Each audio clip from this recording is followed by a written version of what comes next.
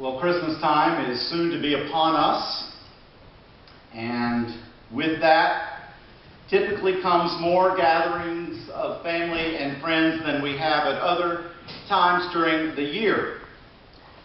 There are many expectations surrounding this time of year, and getting together with folks, family, friends for dinner or parties or gift exchanges are a big part of what we expect oftentimes to happen. Now, if your family is like my family, there will be those who gather that are exactly on time. They will get there just at the moment the invitation said to get there, not a minute too soon or too late. And then there will be those who are early arrivers. They can be mildly annoying. You're trying to do some last-minute preparations of food or pick up the house, and you hear the car door close, and you look out the window, and there is Aunt Frida and Uncle Larry 45 minutes early. My grandmother was that way, bless her heart. She was always afraid she was going to be late, so you knew you could expect her to get there well before the time things were supposed to start. But as mildly annoying as the early arrivers can be, they are nothing compared to the latecomers. Every family has them. Every workplace has them. Every church has them. You may be one of them if you just came in the last 5 minutes. You know who you are. There are 1,000 times 1,000 reasons we all sometimes show up late, but for those chronic latecomers, it just seems a chosen way of life, and it drives the rest of us crazy. One of my experiences of sharing life with a latecomer has been while doing community theater. One of my fellow thespians, a friend, some of you know him, a very talented actor and vocalist, so talented that directors can't resist casting him, oftentimes in the lead role. He is a, bless his heart, and I'd say it to his face, a chronic latecomer. So it's 3 minutes until time for the curtain to go up, and everybody's asking, where's Paul? Has anybody seen Paul?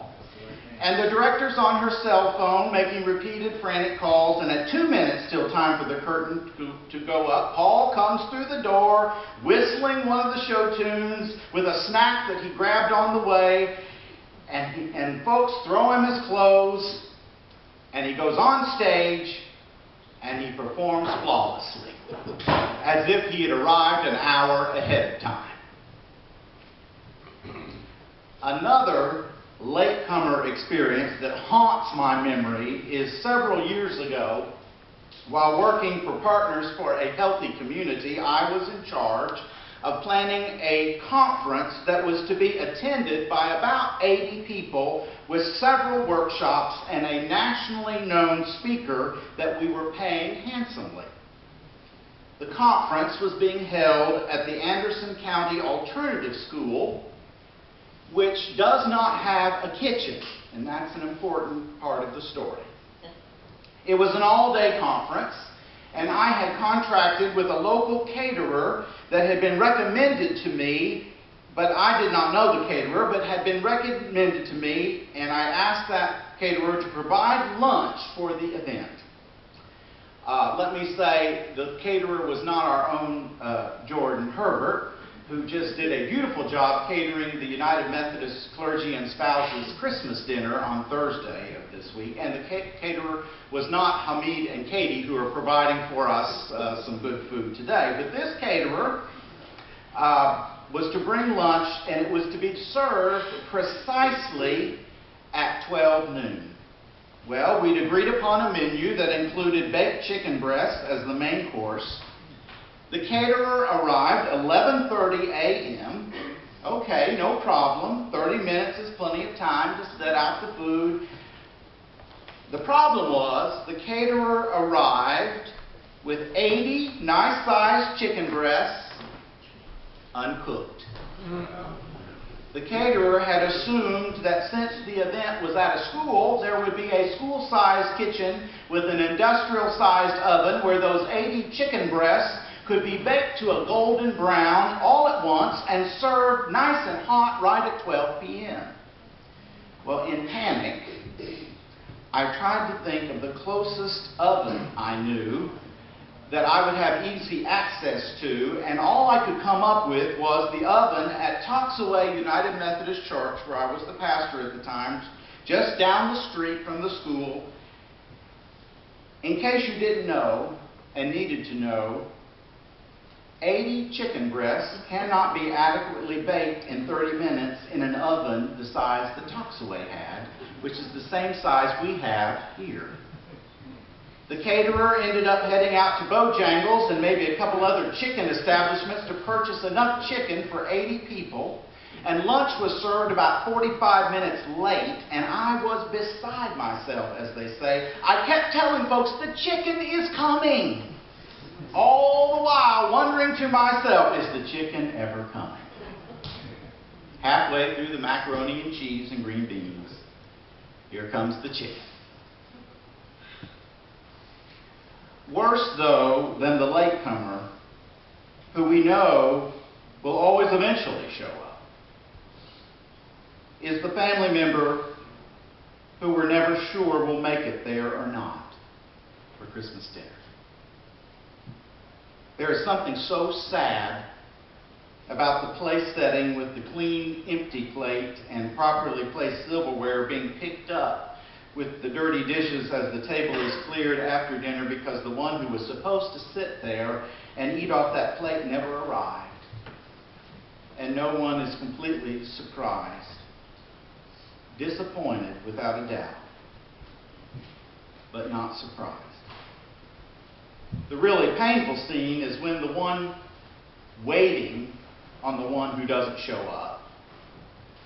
When the one waiting is a child, a son or a daughter, and mama or daddy one more time does not bother to show up or call.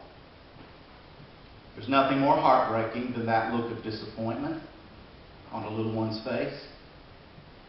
And the question, is he coming or not? Is she coming or not? Underneath that question is a cauldron of boiling issues. Trust. Can he be trusted? Integrity. Is he really who he says he is? Honesty. Can he be believed? Capacity. Can he really do what he said he was going to do? Relationship. Does he really care anything about me, about us, about the world? Or maybe, am I worthy of his caring, his love? Is it something about me that he doesn't come? And then the clincher. Does it even really matter whether he comes or not? Those are the questions which were being asked in the early church about Jesus. If not aloud, they were prominently under the surface. And the writer of 2 Peter said, these questions about Jesus have to be addressed. So he forthrightly tackles these questions. Biblical scholars speculate with a significant degree of credibility that the book of 2 Peter was written around 90 A.D. Someone wrote the book in the spirit of the Apostle Peter, not Peter himself. The time was 90 years past the first coming of Jesus, nearly 60 years past Jesus' death, and the first-hand eyewitness accounts of his resurrection, and 60 years past the time when the church was fully expecting Jesus to come again. They thought it was going to happen a year or two after he was resurrected. This time he was not coming in the humility of a stable on the way to a cross, But this time he was coming in the power of a king to rule the nations, to which every tongue shall confess and every knee bow, he is Lord. Amen. But it had not happened at 90 AD. No clouds had parted. No trumpet had sounded. No Jesus coming back. Life in this world had continued on in all of its colors, in all of its misery and injustice and cruelty.